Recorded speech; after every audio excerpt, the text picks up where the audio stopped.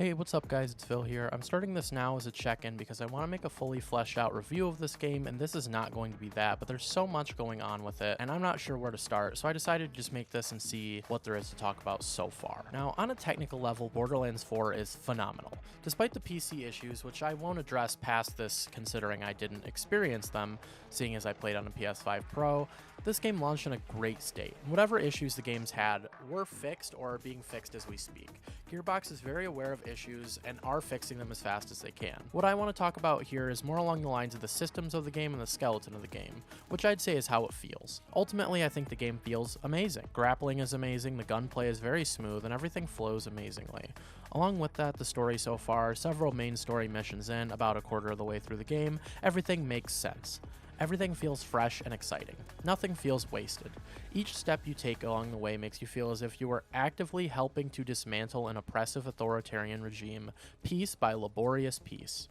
The writing in this game is phenomenal, including some close calls with the life of Rush, someone we've come to care for over the course of the intro to the game, along with the death of RJ, one of the nicer characters we've met over the course of the series. Ever since Sam Winkler became the lead writer for the series, he's shown time and time again his ability to weave narrative with the traditional Borderlands humor while also giving fans what they want, including more dramatic story beats, less annoying characters for the sake of annoyance, and a better story overall that we can all walk away from feeling good in some way. And this isn't to say that Sam Winkler is the only good writer at Gearbox, as I'm sure there's an entire team with them and they all have their own pride to find in the work that they've done. Now, I'm only 23 hours into the game, where reviewers for large publications would probably be wrapping up the story and calling it the same old same old. I'm only 24% of the way into the game, and that just means the main campaign, but I've got more to say. Some of the odd territory gets a bit strange. So the main problem I've had so far in Borderlands 4 is the vaults, and the situation with that and the other vaults that I'm sure are to come. See, if you don't know, you find silos in the open zone areas. These silos give you an area to search for a vault key fragment. You find 3 of them and you build a vault key.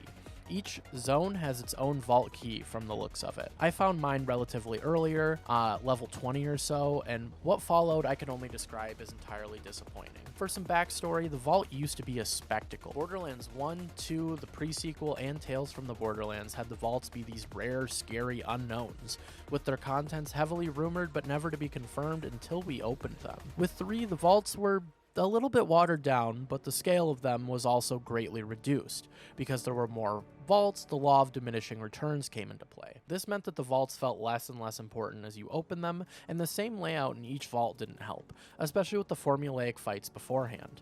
And with invulnerability steps abound in Borderlands 3, the combat loops weren't even rewarding.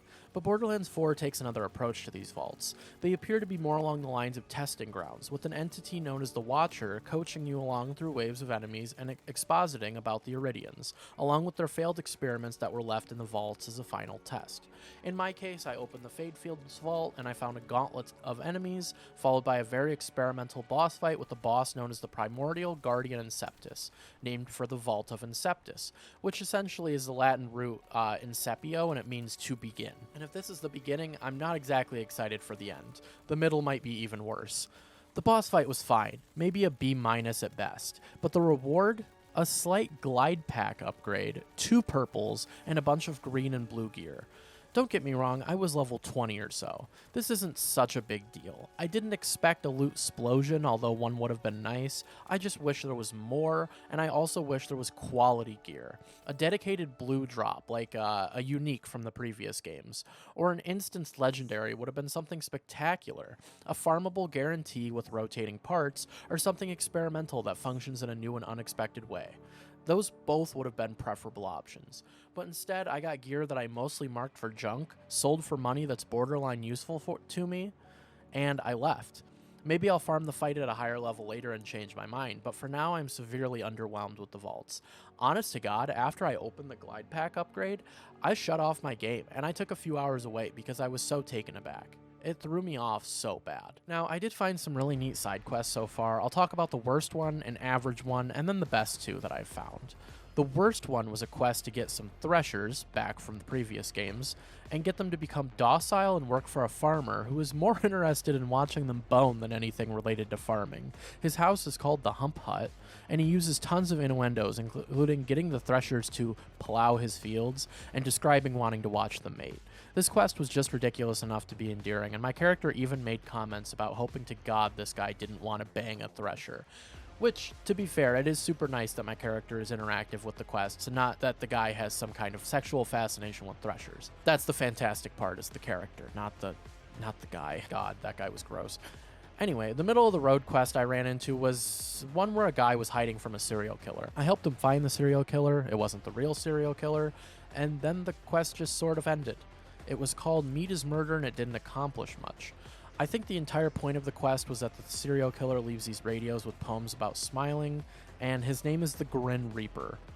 I think it was just built into the game for the pun of the Grin Reaper instead of the Grim Reaper, but the quest just sort of ends. Maybe I missed something about it, but it just seems sort of pointless. Now, the two best quests are the ones that make you think and feel something, and the main story excels at this so far, but the two side quests that really pulled me in had to be the one where you help reassemble a rocket with sentience, so she can prove she's not a dud and finally explode, and one where you help Claptrap say goodbye to Pandora. I know, a Claptrap quest is one of the best so far, and this isn't the Claptastic Voyage. The first quest requires you to pick up new parts of old rockets, assemble them, and place the sentient rocket AI into it so she can prove she's not a dud. What makes this quest special is the dialogue. You've got your character, in my case Rafa, quipping along and having a deep conversation about meaning and our place in the world with this rocket AI who's meant to be destroyed. She's meant to do one thing in this world, and that's blow up. So when she fails, her entire reality is questioned, and she starts to feel as though she can't succeed at the one thing she's meant to do. Rafa reassures her, offering her help, offering alternatives, but ultimately helps her to achieve her goal. The most striking moment of this quest to me was right before she exploded, where she questioned for the last time whether or not she was a dud, as she experienced a brief moment of fear and unease as her systems failed, before she shortly after reached her goal. It nearly made me cry to apply this to myself and my own goals. Am I just spinning my wheels? Is this just existing? Is existing enough? The other quest that stood out to me was the Claptrap quest, and it required you to find parts of his life on Pandora in order to make him a shrine to Pandora, so he always remembers his friends and experiences. Instead, your character convinces him to move on, and Claptrap tasks you with bringing the mementos to a ship full of explosives and giving it a Viking funeral. Along the way, Claptrap makes a quip about how everyone stared at Moxie's gazongas, but he was the only one who listened to them. Truly a 10 out of 10 line, no notes. Modern Borderlands humor is finally caught up to the modern zeitgeist, and it shows in many areas of the game. Now, ultimately, as of right now, I'd rate this game a 4 out of 5, but with an easy trajectory to a 5 out of 5 provided it sticks the landing, and perhaps the vaults get patched. Even the worst of the worst was funny to me in a way, and endearing, proving that even in 2025, Borderlands can still bring a smile to my face, make me feel something in a way that most other games just can't understand. Thank you for watching. If you enjoyed this video, leave a like, subscribe for more Borderlands 4 content. The next video will be out soon, hopefully, and I'll catch you guys in the next one.